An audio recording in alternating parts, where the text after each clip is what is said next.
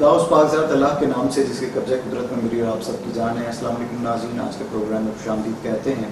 सबसे पहले नज़र डालते हैं इस हफ्ते की अहम खबरों पर।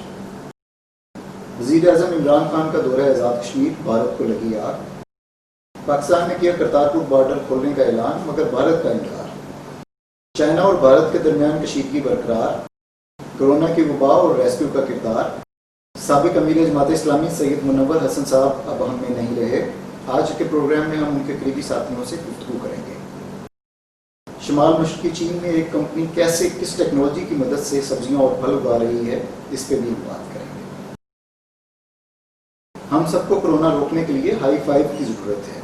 कैसे मिस्टर बीन WHO से ताउन कर रहे हैं, आज के प्रोग्राम में देखेंगे। कराची में लोड शेडिंग का सिलसिला जारी।